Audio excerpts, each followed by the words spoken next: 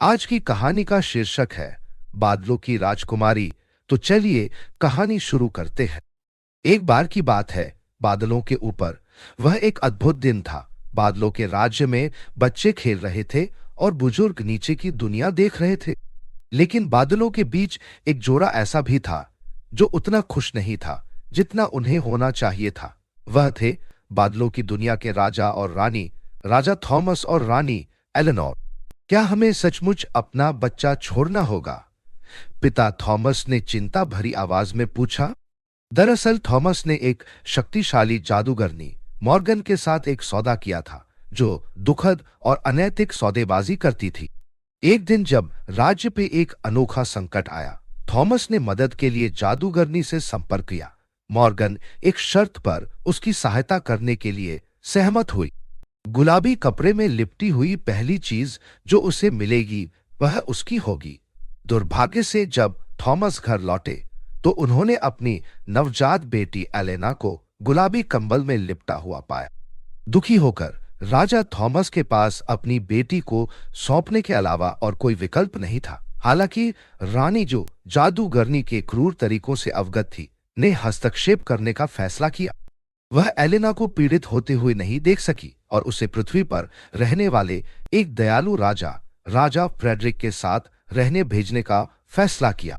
पृथ्वी पर जाके रानी एलेनोर ने राजा फ्रेडरिक को कहा, आज से आप हमारी राजकुमारी को पालेंगे और ध्यान रखिएगा, आपको उसे कभी भी महल से बाहर नहीं जाने देना है, क्योंकि जादूगर मॉर्गन उसकी तलाश कर रही हो। साल बीतते गए और राजकुमारी एलेना बड़ी होकर एक विनम्र और उत्साही लड़की बन गई। हालांकि उसे महल छोड़ने की अनुमति नहीं थी, फिर भी उसे अपने खेल बनाने और अपने दोस्तों के साथ खेलने में खुशी मिलती थी। उसके सबसे करीबी दोस्तों में से माली का बेटा जैक नाम का एक लड़का था। एक दिन खेलते खेलते जैक ने कहा, राजकुमारी एलेना टावर में फंस गई है और किसी को उन्हें बचाना होगा। तुम उन्हें क्यों नहीं बचा सकते? एलेना ने साथ खेलते हुए पूछा। जैक ने मुस्कुराते हुए कहा, मेरे पिता कहते हैं कि केवल एक राजकुमार ही एक राजकुमारी को बचा सकता है, और मैं कोई राजकुमार नहीं हूं। मेरे पास गुलाब के पौधे लगाने जैसे और भी महत्वपूर्ण काम है। तो अगर मैं मुसीबत में पड़ जाऊं तो तुम मेरी मदद नहीं करोगे? एलेना ने चिढ़ाया। तुम फिर से शुरू हो गई एलेना, जैक ने हंसते हुए कहा। राजकुमारी को बाहर की दुनिया देखने का बहुत मन करता था। एक ठंडी शाम को बाहर न जाने की चेतावनी के बावजूद एलेना ने छत पर चढ़ने का फैसला किया।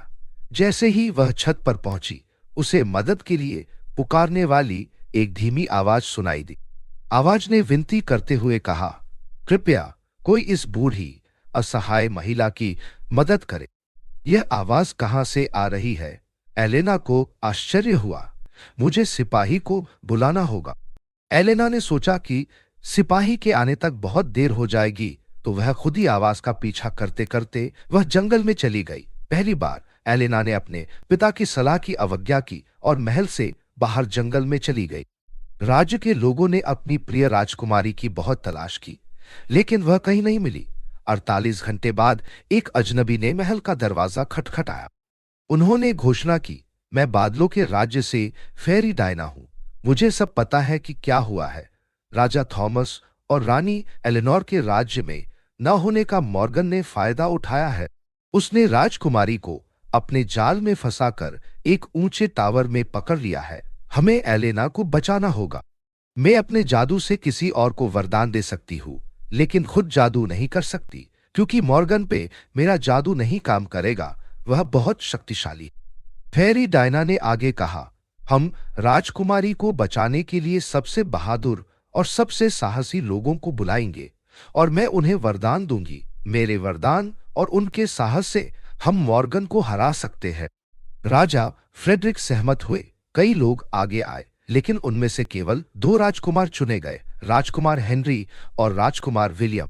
कई दिनों की यात्रा के बाद वे अंततः मॉर्गन के महल पहुंचे। वरदान क्या है? प्रिंस हेनरी ने पूछा। राजकुमारों, मैं आपको रूप परिवर्तन करने की शक्ति देती हूं, डायना ने कहा। आप में से प्रत्येक एक ऐसी चीज में बदल जाएगा जो राजकुमारी की रक्षा करेगी, और एक बार जब वह आपको छू लेगी तो आप अपने असली रूप में वापस आ जाएंगे। जैसे ही डायना ने योजना समझाई, उन्हें टावर से आवाजें सुनाई दी। तुरंत प्रिंस हेनरी ने योजना बताई। राजकुमार विलियम, आप एक पक्षी बन जाइए और मैं तलवार बन जाऊंगा। आप मुझे राजकुमारी के पास ले जा सकते हैं और एक बार जब वह हमें छू लेगी तो हम वापस लौट आएंगे और मॉर्गन को एक साथ हरा देंगे। तभी राजकुमारी एलेना और जादूगरनी मॉर्गन टावर के नीचे आए। मॉर्गन ने एलेना पे जादू कर दिया था। वह एक बर्फ की मूर्ति बन गई। राजकुमार हरकत में आ गए। डायना जानती थी कि उसे एलेना की रक्षा करनी होगी। उसी वक्त माली का बेटा जैक भी राजकुमार के पीछे पीछे वहां आ गया। मॉर्गन ने व्यंग्यपूर्वक कहा, आप उसे बचा नहीं सकते या उसे घर नहीं ले जा सकते, वह मेरी है। डायना ने कहा, मैं स्वयं इस जादू को नहीं तोड़ सकती, लेकिन शायद मैं अपना जादू किसी और पर इस्तेमाल कर सकती हूं। जैक ने पेशकश की, एलेना को गर्म रखने के लिए मुझे आग में बदल दो। इस तरह वह गर्म रहेगी और मैं अभी भी उसकी रक्षा कर सकूं। डायना ने हिचकिचाहट से कहा, लेकिन जैक, ये बहुत जोखिम भरा कार्य है। अगर तुम ऐसा करोगे तो तुम राख में बदल जाओगे और शायद कभी वापस ना आ सको। जैक ने कहा, मैं राजकुमारी के लिए कुछ भी कर सकता हूं। मॉर्गन हंसी, लेकिन डायना ने जादू कर दिया। जैक एलेना को सुरक्षित रखने के लिए गर्म आग में बदल गया। उस पल की गर्मी में एलेना ने आग को पकड़ लिया और उसकी गर्मी को महसूस किया। आग की लपटें बढ़ती गई और हर किसी को आश्चर्यचकित करते हुए राजकुमारी एलेना अपने असली रूप में लौट आई। अब एलेना जाग गई। उसने अपने परिवार और राजकुमारों को देखा। मुझे किसने बचाया? उसने पूछा। यह जैक था, डायना ने उत्तर दिया। वह आपको गर्म रखने के लिए आग में बदल गया, यह जानते हुए कि वह वापस नहीं बदल सकता। वह आपसे सच्चा प्यार करता है। एलेना टूटे हुए दिल के साथ जैक की राख को हाथों में लेकर रोने लगी, लेकिन अचानक उसने देखा कि राख में एक चिंगारी अभी भी बाकी है और एलेना के छूने से जैक लौट आया। अगर तुम राजी हो तो मैं तुमसे शादी कर लूंगी, एलेना ने मुस्कुराते हुए कहा। जैक बहुत खुश हुआ और राज्य ने उनके मिलन का जश्न मनाया, यह जानकर कि प्रेम और बलिदान ने बुराई पर विजय प्राप्त की है।